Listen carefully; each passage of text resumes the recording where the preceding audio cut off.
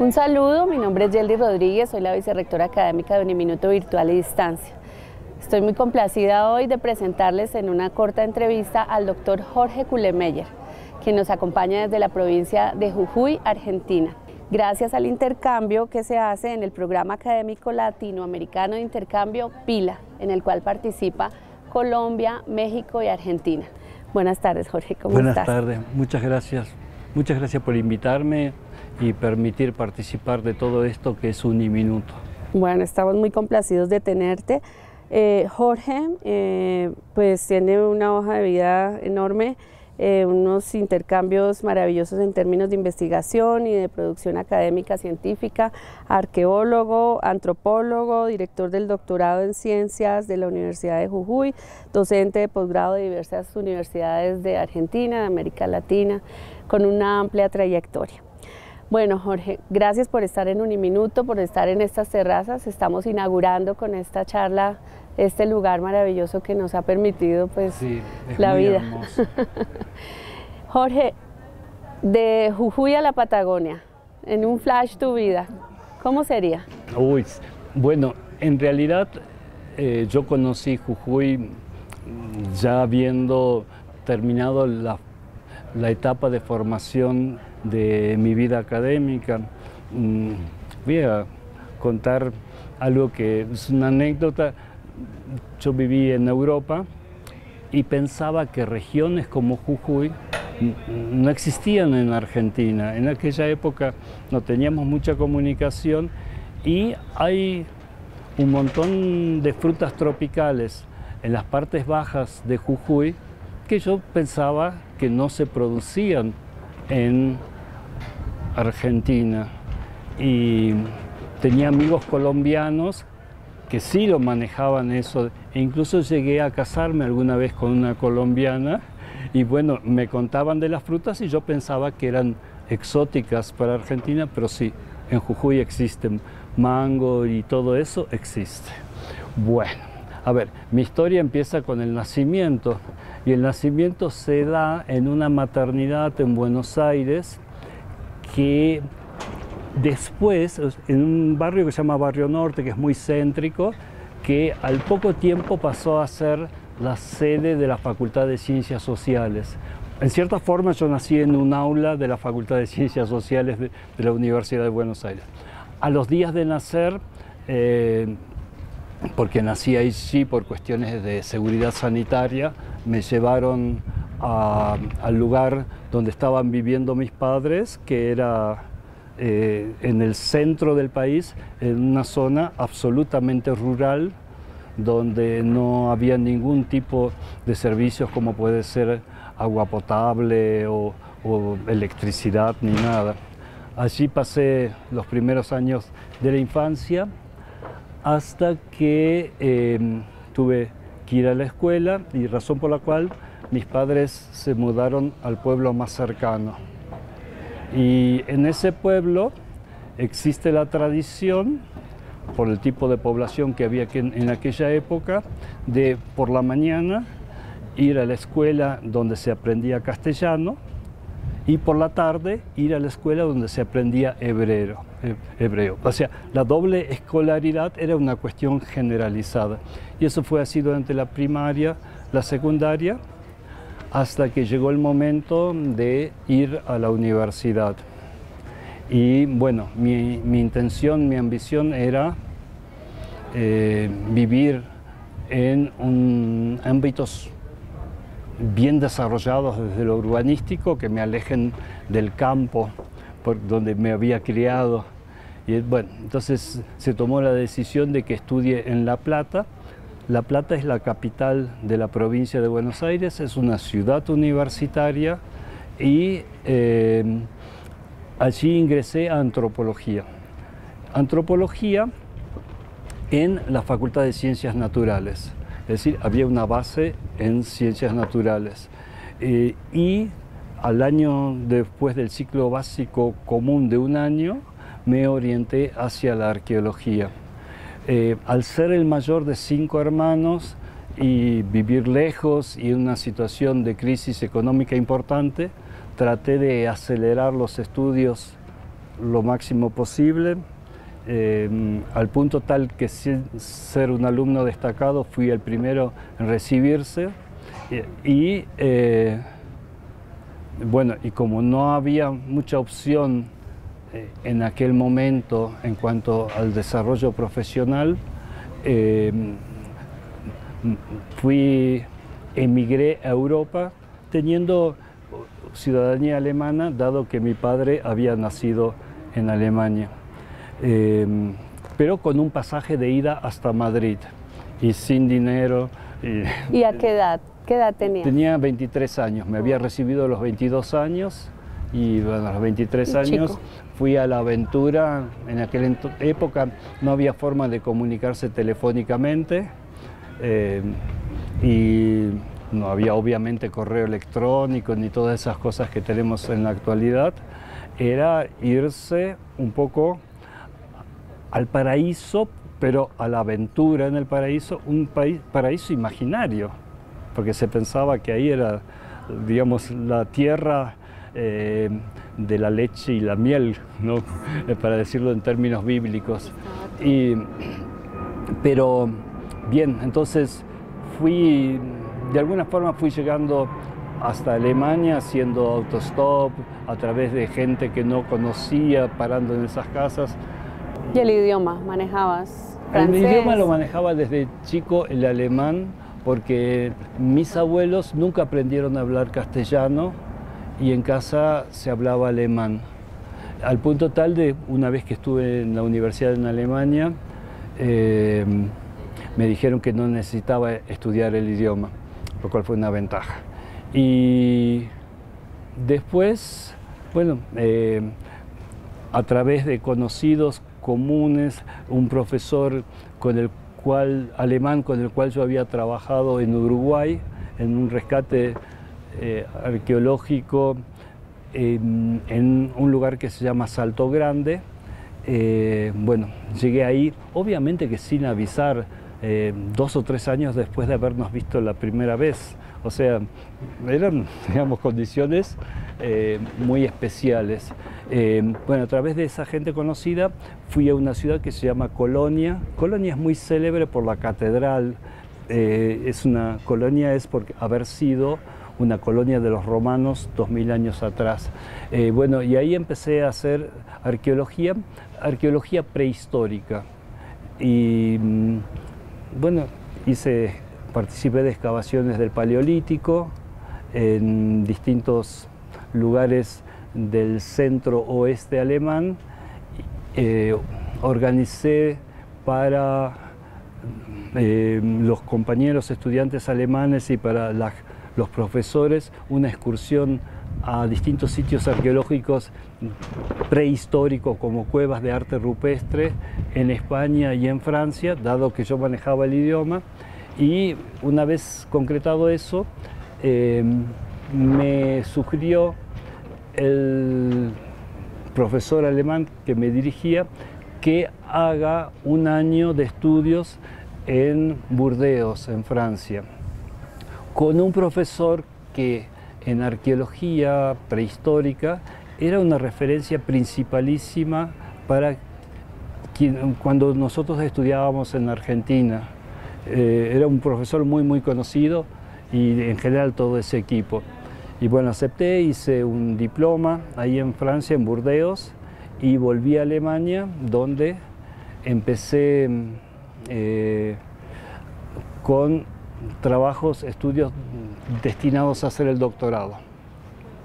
Entonces, después de haber hecho un estudio sobre un determinado tipo de artefacto muy decorado de una época que se llama Magdaleniense V, que es una época muy famosa justamente por el arte rupestre, por las cuevas.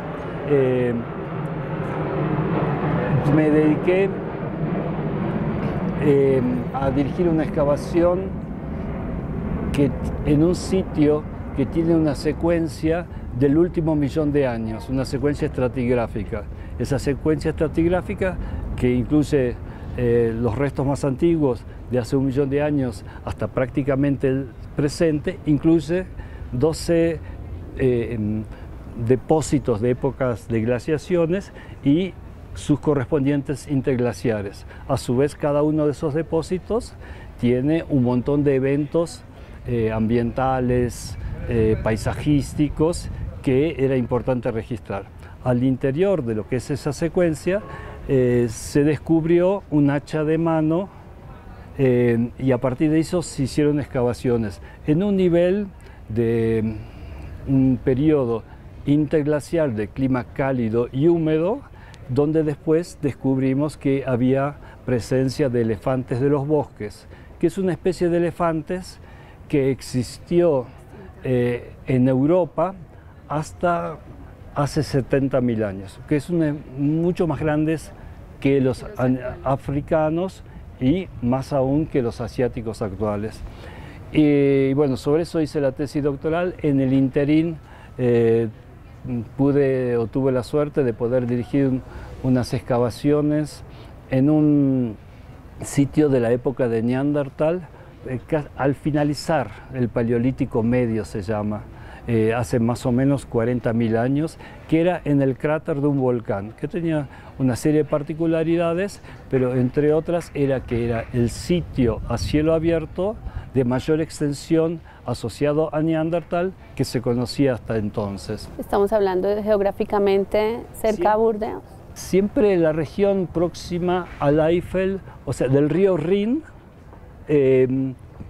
hacia la parte oriental. Estamos hablando de Andernach, Neuwied, Kerlich, y bueno, en todo eso nosotros se empezó a armar en aquella época un centro de investigaciones, precisamente en Neuwied, en las propiedades de un conde. Había unos castillos, una serie de construcciones importantes, entre ellas una casa de madera traída de Finlandia mucho tiempo atrás, de 4 pisos, donde nosotros desarrollábamos las investigaciones, y había un castillo que con el tiempo pasó a ser un centro de investigaciones, un museo y un centro de referencia para todo lo que es prehistoria europea. Y hoy sigue siendo de lo más importante para el continente europeo en esa especialidad, ¿no? Lo que es la prehistoria. Sí, así que conociste fósiles humanos de los primeros, claro, raíces humanas. Sí. Coexistieron más o menos 4 tipos de humanoides, ¿no? Sí, en realidad nosotros no hablamos de fósiles, porque eso sería más del rubro de la paleontología, que exigiría mayor tiempo, pero sí, sobre todo los restos de cultura material, cómo fueron trabajados a lo largo del tiempo, en una secuencia bastante larga,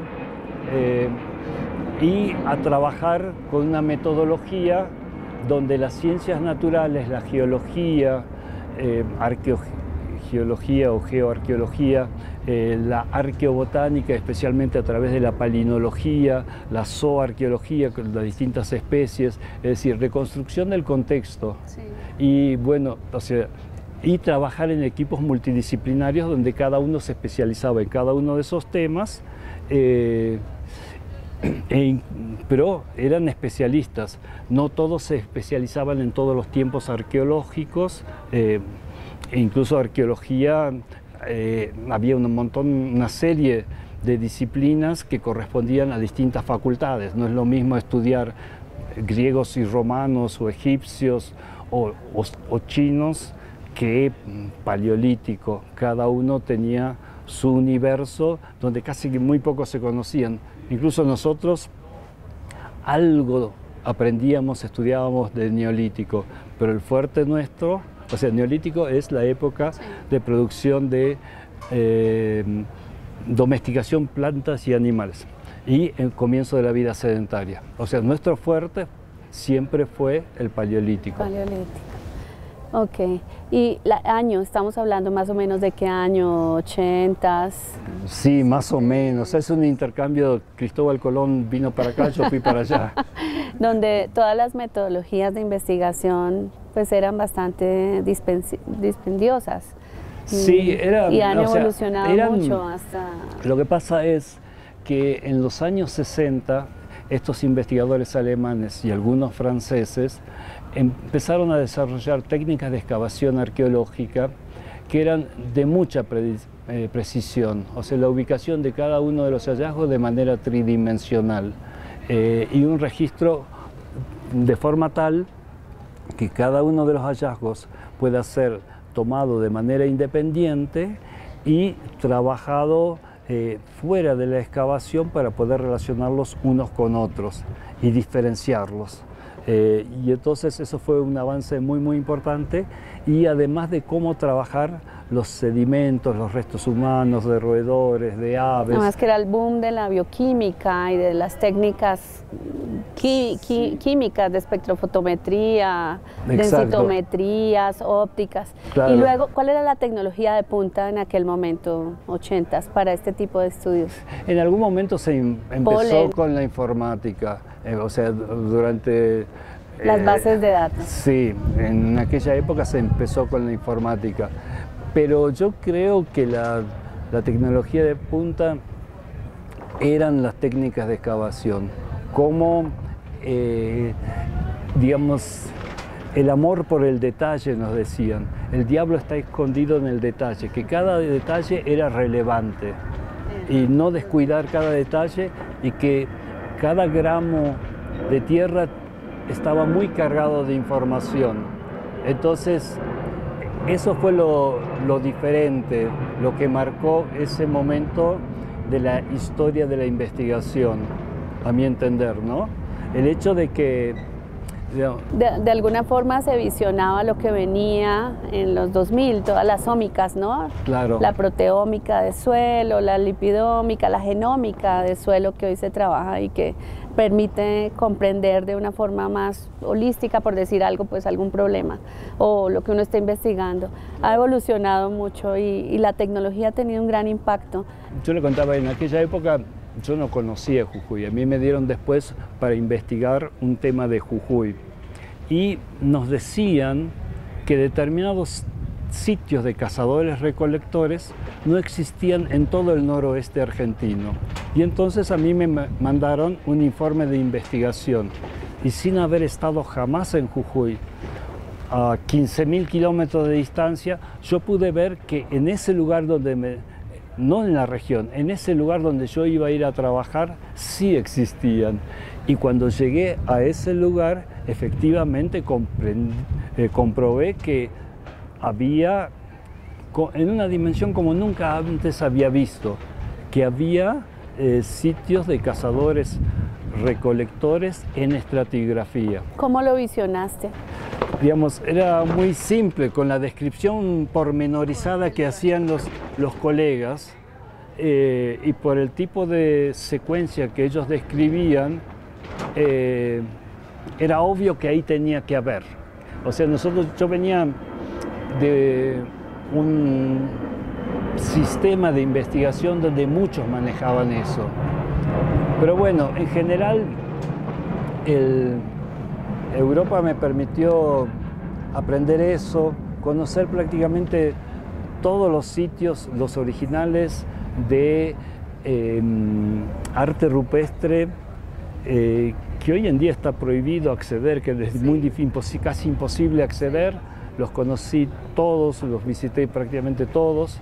¿Y volviste a América? Luego y de estar volví allí, a la vieja América de Rodolfo ¿viniste Valentino. directo a Jujuy?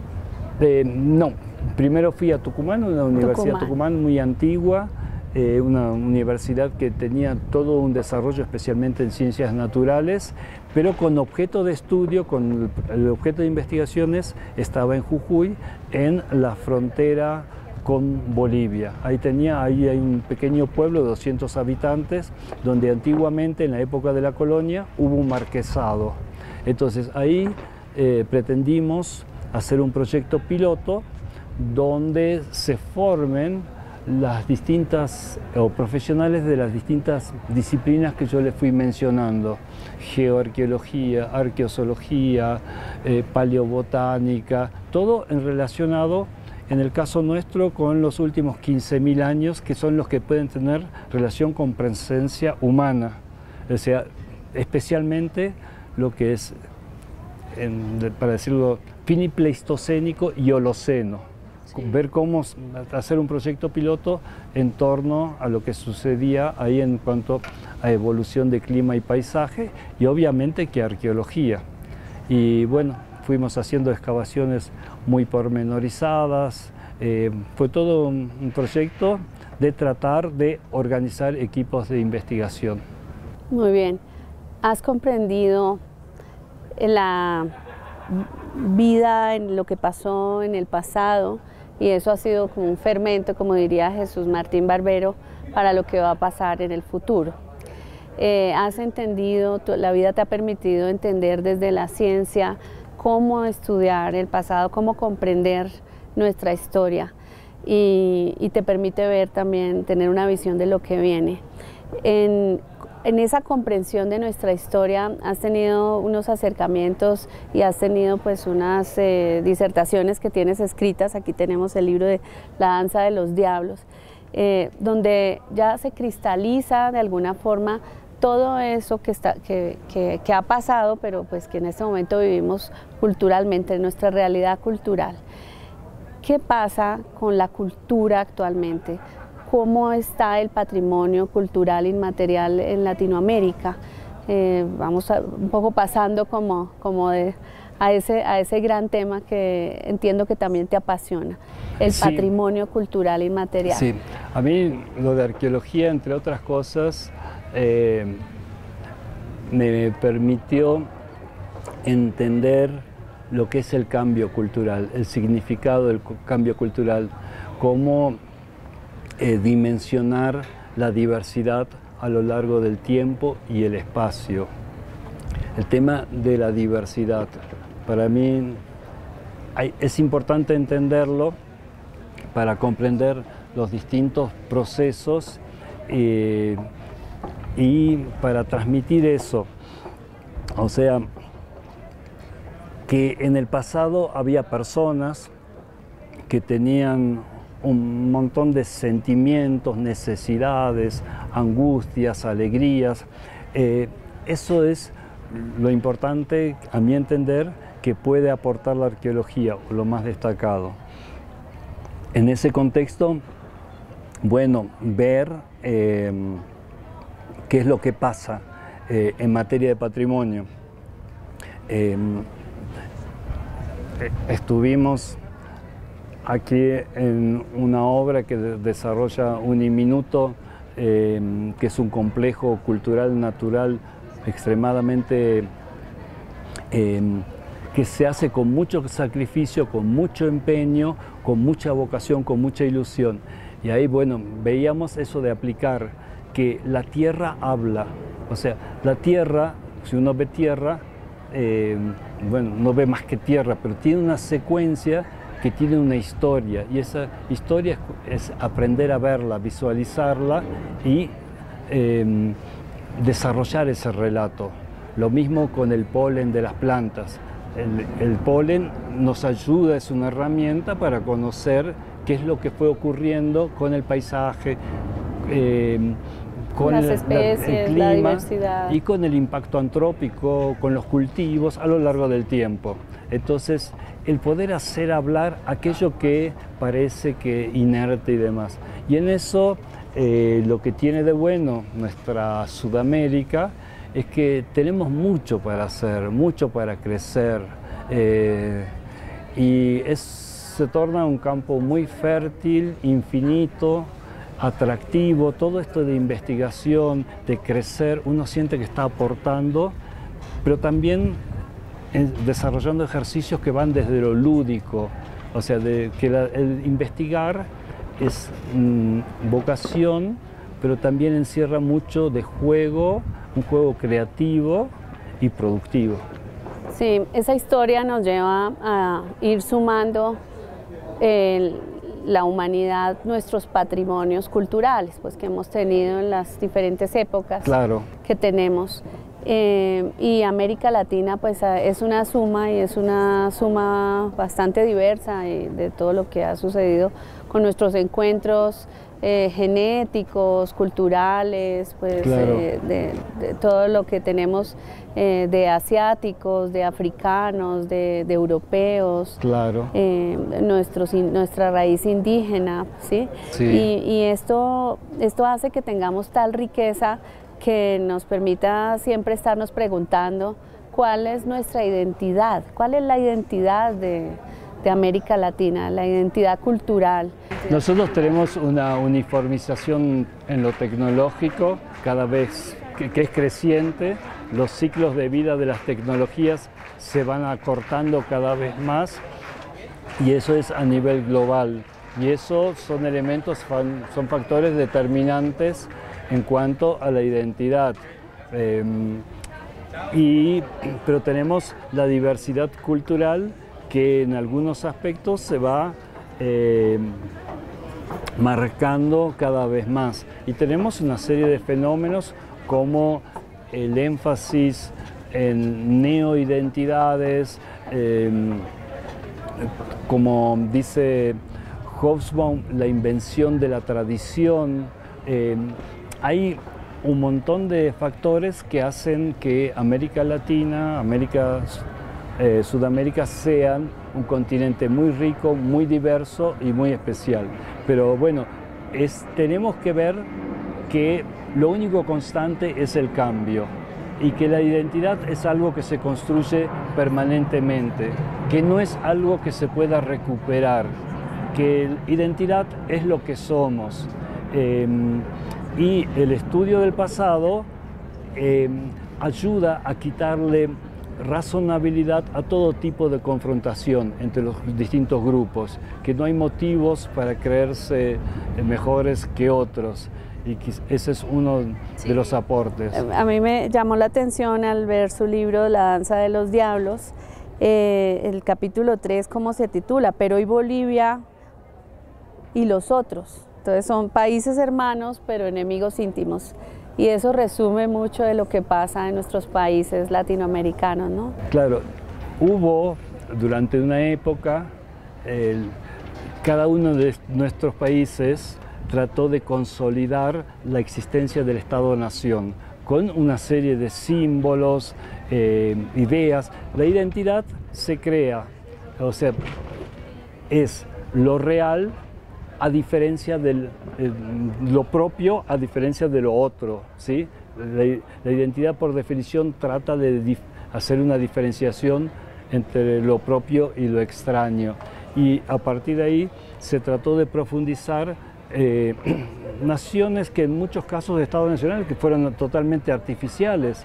La historia, el vínculo de la historia de Colombia con la historia Venezuela, de Bolivia. Bolivia, Perú. Pero la historia de Bolivia se llama así por Simón Bolívar. Y bueno, Sucre, pues, bueno, ver quiénes son los personajes históricos, claro, y ver que, bueno, Bolivia alguna vez fue parte del Alto Perú, al igual que Jujuy. Entonces, conocer la historia nos permite minimizar los enfrentamientos entre los seres humanos. Y eso es un aporte importante y es una responsabilidad que tienen los investigadores en ese sentido. En ese tema, ¿cómo cree usted que gestionan las redes sociales o la sociedad del conocimiento ese papel central que puede tener el patrimonio como a nivel global? O sea, ya no hablamos de un patrimonio que esté focalizado, ¿no? Y que esté tampoco dado por barreras geográficas o políticas o impuestas. Podemos hablar hoy pues en el mundo pues de las redes de un patrimonio global.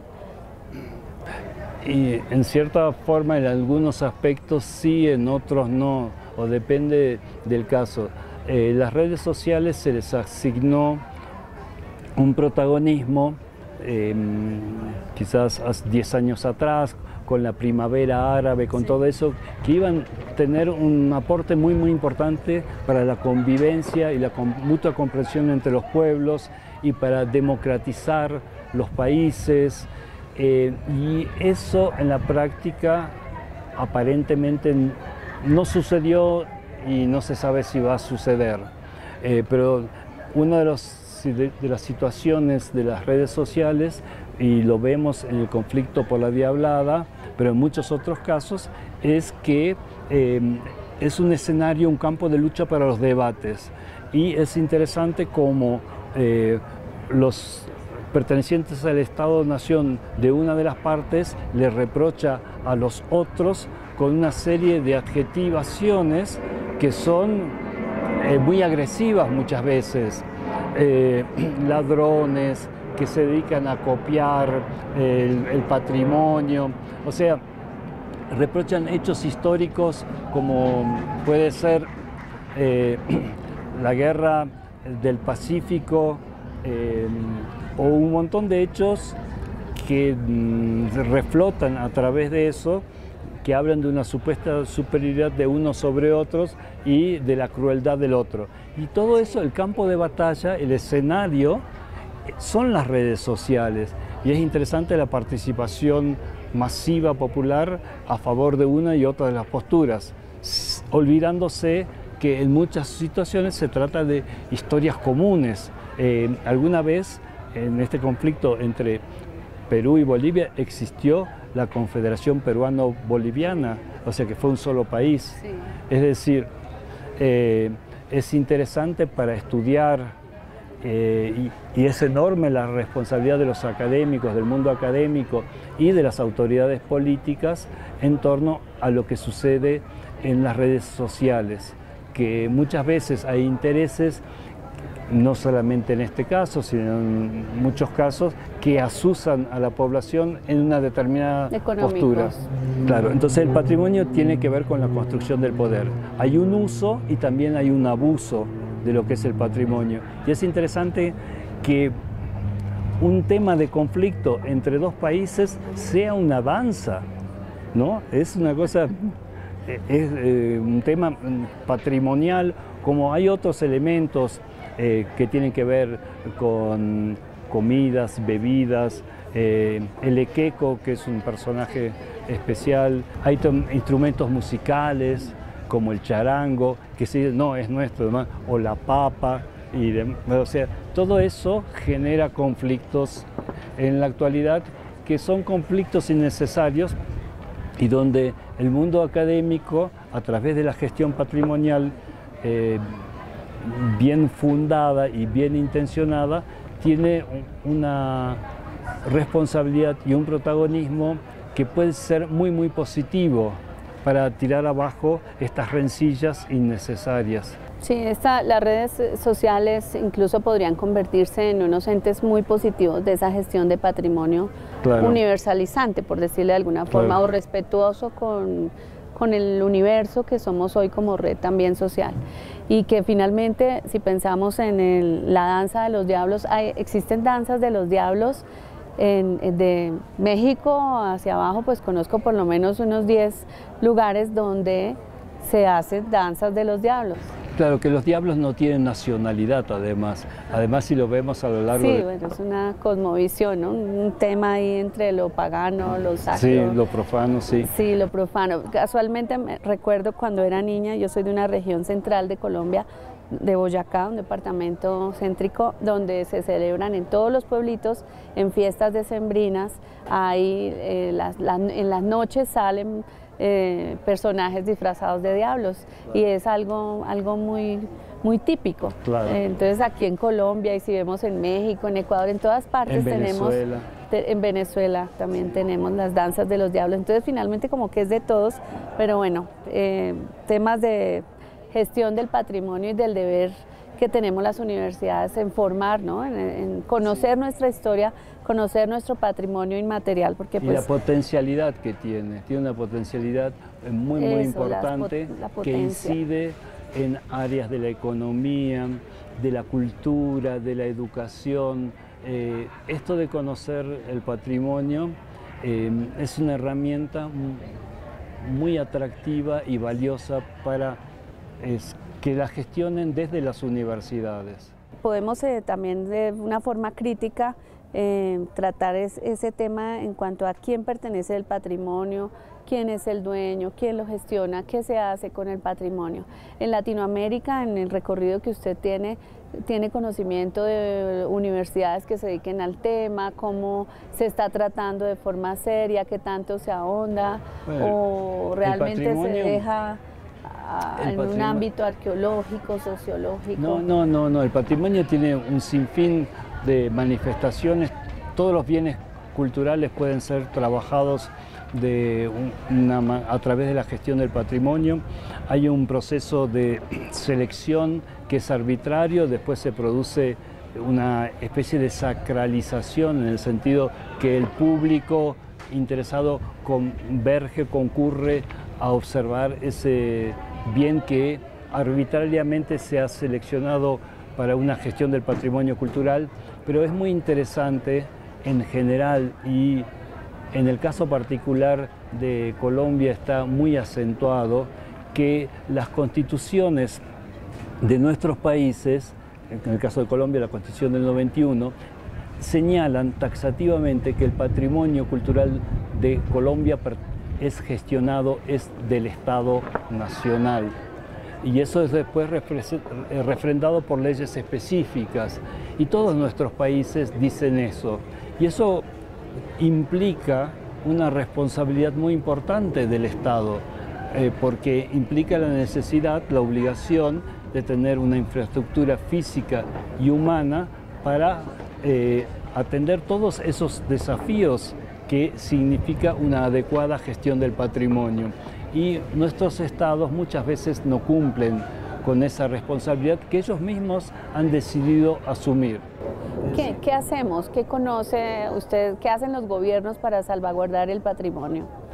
En general se declama mucho y se hace muy poco. Se reglamenta, tenemos leyes para todo. En el mejor de los casos, pero lo que pasa es que la legislación en torno a cultura, a naturaleza, no tiene el grado de obligatoriedad que tienen otro tipo de legislaciones. Si usted, por ejemplo, tiene una legislación que tiene que ver con el tributar, la obligación de tributar, eso se cumple a rajatabla.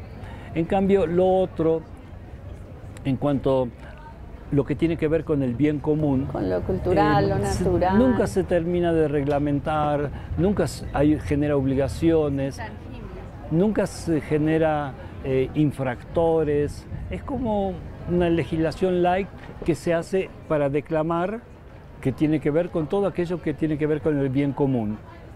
Yo digo que el bien común vinculado con patrimonio es mucho más sensible que otros tipos de elementos de nuestra sociedad, como puede ser educación, justicia, salud, donde tenemos un prestador y un beneficiario.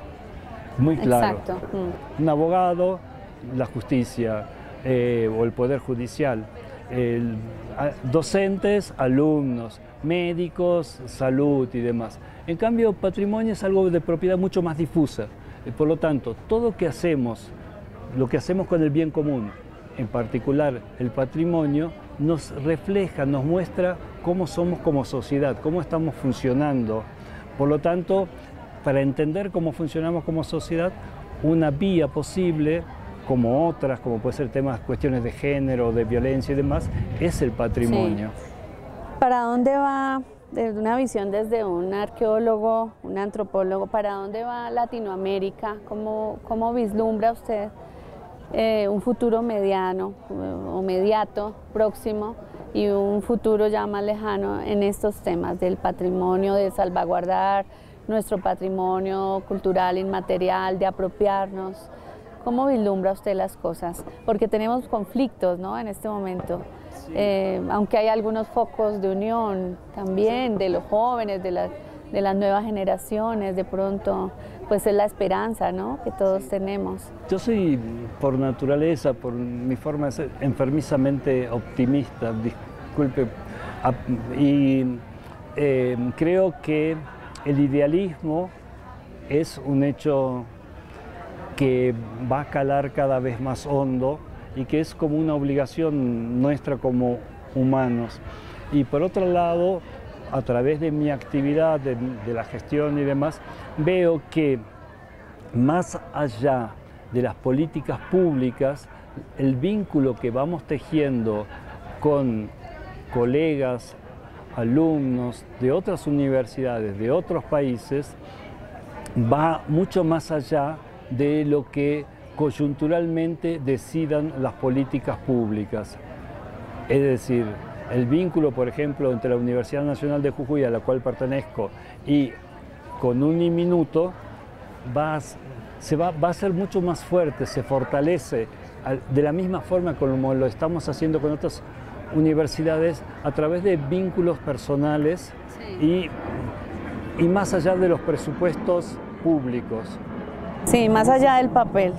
Por ejemplo, pues lo que está sucediendo ahora, usted viene en ese marco de ese programa académico latinoamericano de intercambio, PILA, que no me aprendo el nombre, que es muy largo. Está Colombia, México, Argentina.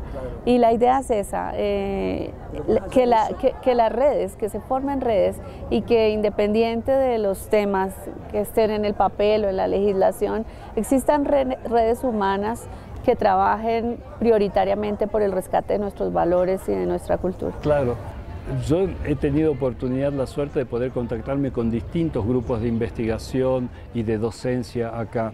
Sí. Y con cada uno de ellos hemos ido iniciando el vínculo que seguramente se transformarán en redes de distintas acciones. Congresos, publicaciones, asesorías, ayudas, colaboraciones mutuas, aprendizaje mutuo, sí, que lo hemos ido construyendo en este par de semanas que estuve acá y estoy seguro que van a tener, al menos en buena parte, continuidad.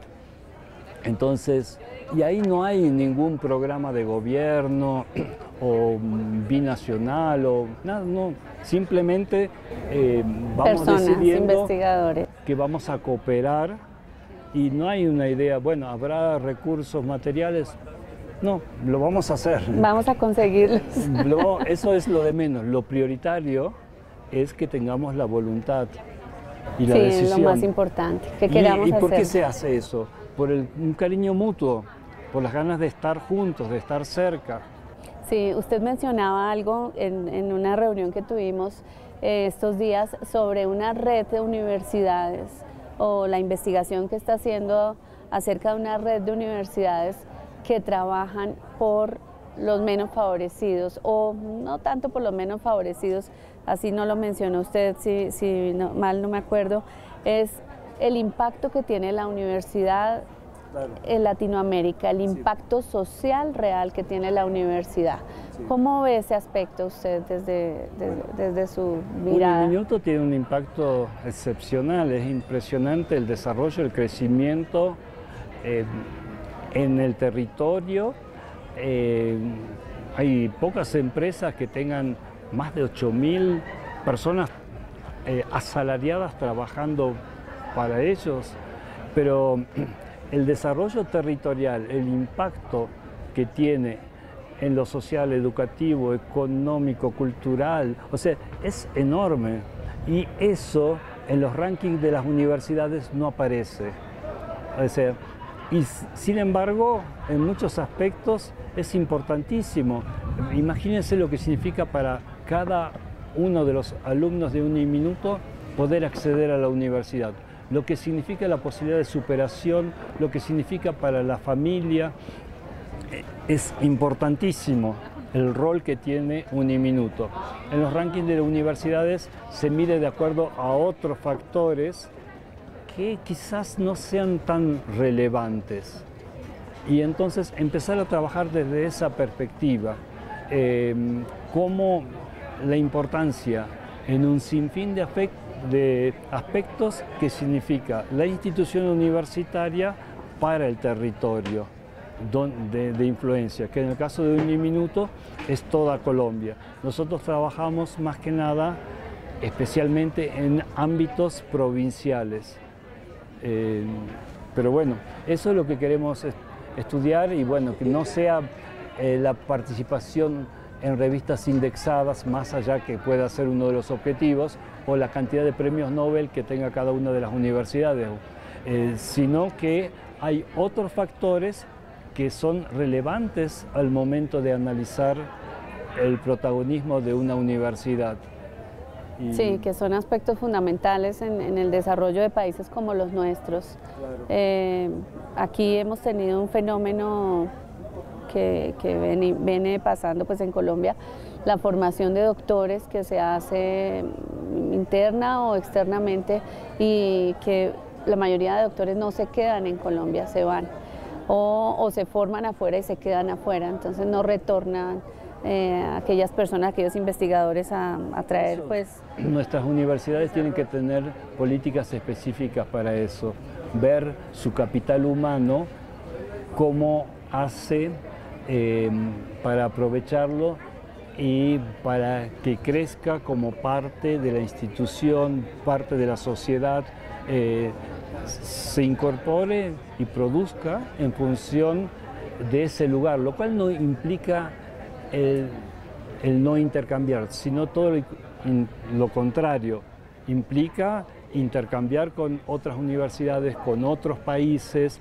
pero que el aquí y el ahora sean nuestras universidades. Si nosotros exportamos, regalamos ese capital que hemos formado, no es muy inteligente lo que estamos haciendo. No estamos haciendo nada, no quedamos con la ganancia y no podemos trabajar en perspectiva. Se lo regalamos a otros la ganancia, y sí, esos otros buscan lo mejor que tenemos del capital humano, buscan a los jóvenes académicos con mayor proyección, y nosotros no podemos tener la política de cederlos.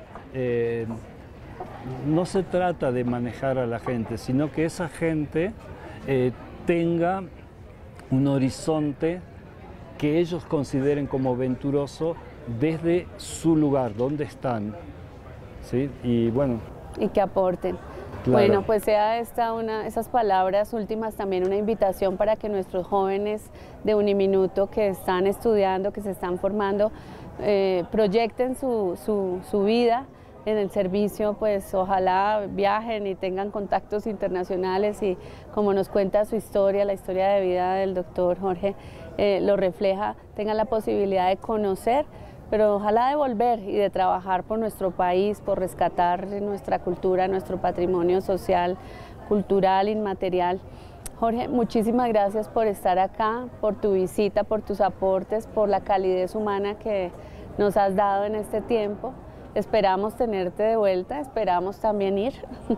Esperamos que nos acompañen también los estudiantes y que esto sea motivación para muchos en términos pues, de investigación de punta o social o cultural. Bueno, la investigación hoy día es diversa y tenemos muchas herramientas. Muchas gracias, Jorge, por tu tiempo, por tu vida. Gracias a ustedes por la oportunidad. Han sido siempre, permanentemente muy generosos conmigo y realmente me he sentido muy a gusto.